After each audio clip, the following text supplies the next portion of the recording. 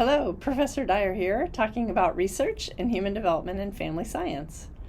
So prevalence studies allow us to count how often certain things happen, but sometimes we want to know more than just how often something happens. We want to know if it's related to something else. That is a correlational design. Correlational designs represent the vast majority of published empirical work in HDFS. Correlational designs observe naturally occurring variables. What I mean by naturally occurring is that in correlational research designs, the scientists don't create an intervention. They don't change things up to see what happens. Those are going to be experimental designs. In correlational designs, they look at whatever concept and how it naturally appears. And they want to know if that naturally existing, naturally occurring variable is then related to some other naturally occurring variable. What do I mean by are the variables related to each other? Let me clarify that. I might say, are they related to each other? I might say, are they associated with each other? I might say, are they correlated? And these all mean the same thing. What correlation means is that if two variables are correlated, it means that if I know the value of one of them, I will do a better job at predicting what the value of the other one is. For instance, in children, height is in fact correlated with age. So if you say, can you guess how old my child is? And I don't know your child, I might say, well, tell me approximately how tall is your child? And if you tell me that, then I might not be dead on, but I can make a pretty good guess about how old your child is because height and age are correlated in childhood. Notice that height and age are not correlated in adulthood, so it wouldn't work the same if you asked me to guess how old is your cousin, right? That's not going to help me there because height and age are not correlated in adulthood, but they are in childhood. Here's the tricky part, really. Sometimes things are correlated because one of them actually caused the other. You might say that however many years a child has lived, that does actually cause them to be taller because that's how development works. But there are lots of other reasons as well that two things might be correlated. And it turns out that this is the biggest limitation of correlational designs, is that they can't really tell us anything conclusive about causality. More on that later. Something we're going to have to talk about, though, now that we have two variables at least in play, is we're going to have to start naming those variables so we can talk about them meaningfully. And we use the terms predictor and outcome. Those are nice and generic. The predictor is the one that we place first in the way we think about it. Maybe we place it there because we think it caused the outcome, or maybe we place it first because it's the one that's easier to measure and we know we have access to it and we want to see if that will help us predict the outcome, which is the one that's a little harder to have access to, harder to measure. Or maybe the predictor happens first in time and the outcome happens later in time. It can be any of those reasons, but the scientist will define which one is the predictor, which one is the outcome, and that will shape the way they conduct the research. How we interpret this, however, is that the predictor and outcome are sometimes interchangeable in terms of causality. We don't necessarily assume that the predictor causes the outcome. Sometimes, in fact, and we'll talk about this later, the outcome, it turned out, caused the predictor. So we'll get to that later, but be thinking about the ambiguity of these labels. They are just placed there by the scientist in order to help organize the study, and it tells the reader something about the way they are thinking about those variables. I'm going to say there's two types of correlational designs. They're not actually implemented any differently.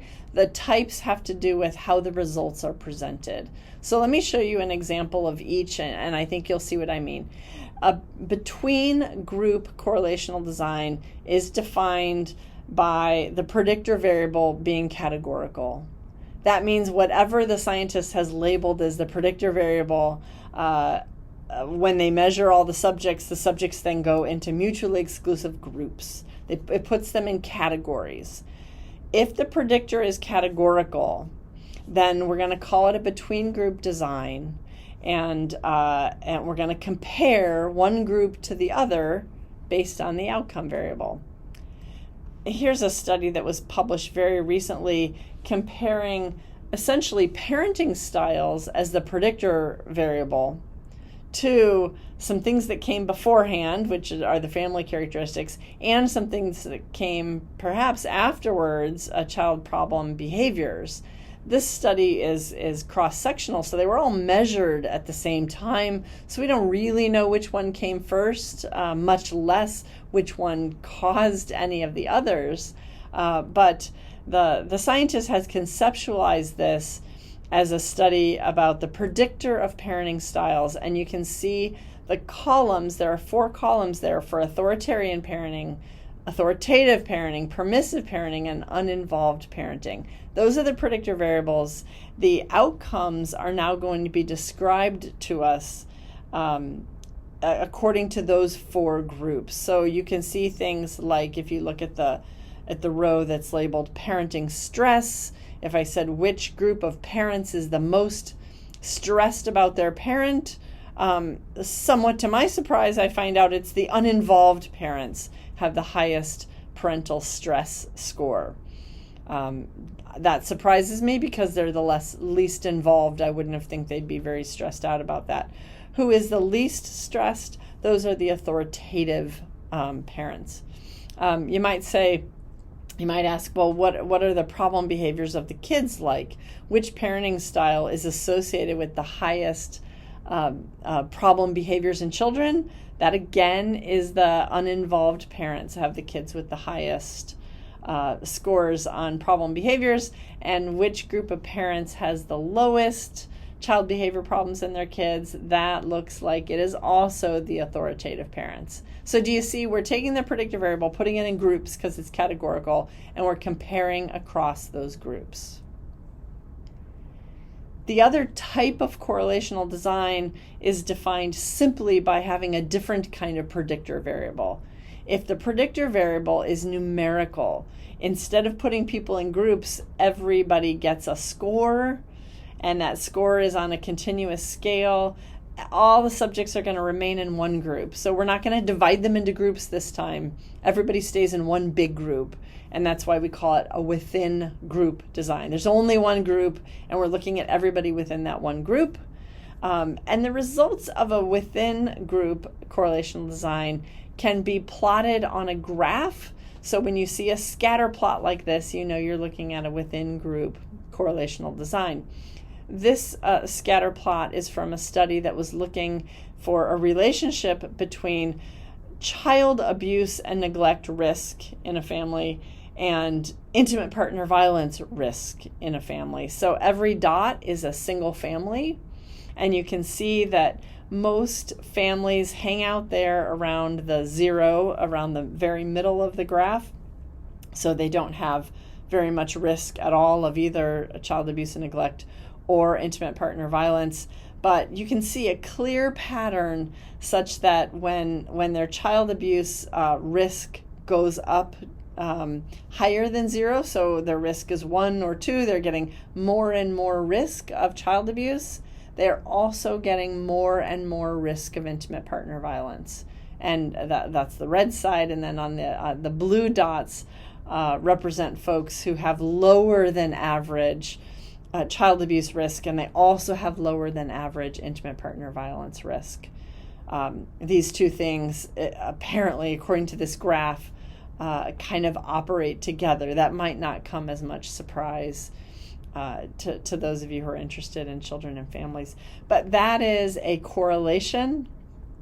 It is a positive correlation because when the risk of one thing goes up, the risk of the other thing also goes up. And when the risk of one thing goes down, the risk of the other thing goes down. So it moves in the same direction. So that's a positive correlation. So to wrap up, correlational designs are used very often in HDFS. Questions about whether variables are related to each other tend to be interesting, theoretically interesting, and they also tend to be very useful in terms of building and revising theory and understanding models of why things work the way they do. As I've said already, the main limitation, and this one is so hard to overcome, the tendency to believe that when two things are correlated, one of them caused the other. That tendency is very, very strong in humans. The limitation of correlational designs is that correlational designs cannot be used to determine causality, and so we have to work really hard to rein in our impulse to attach causal explanations to these things.